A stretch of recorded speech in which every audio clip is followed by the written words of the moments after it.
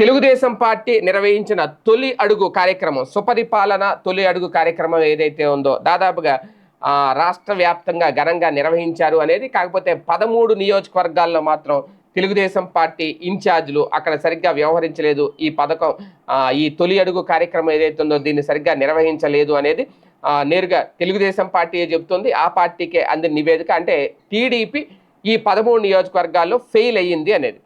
ఆ 13 నియోజకవర్గాల్లో ఎక్కడ ఏంటి ఆ ఇన్ఛార్జీలతో ఇప్పటికే చంద్రబాబు నాయుడు గారు మాట్లాడారట. వాళ్ళని వివరణ కూడా కోరారు. ఎందుకు ఈ కార్యక్రమం విజయవంతం చేయలేకపోయారు, 13 నియోజకవర్గాల్లో ఎందుకు వెనకబడ్డారు అనేది, దీని మీద వాళ్ళు ఏం సమాధానం చెప్తారనేది. వాస్తవానికి మొత్తం ఒక భారీ విజయాన్ని అయితే కూటమి ప్రభుత్వం సొంతం చేసుకున్న నేపథ్యంలో 164 నియోజకవర్గాల్లో విజయం సాధించిన నేపథ్యంలో 13 నియోజకవర్గాల్లో వెనకబడ్డం అంటే రాష్ట్రం అంతా తమ ప్రభుత్వమే అధికారంలో ఉన్న కూటమి ప్రభుత్వం ఇంకా 4 ఏళ్లు పరిపాలించాల్సి ఉన్న మొదట్లోనే తొలి ఏడాదే తొలి అడుగు అనే కార్యక్రమం పెట్టి ఆ తొలి అడుగుకే వెనకడుగు వేయడం పట్ల కాస్తంత గురువుగానే ఉన్నారు బాబు గారు అనేది వాళ్ళ సొంత పత్రికలే రాస్తున్నాయి ఈ వార్తని.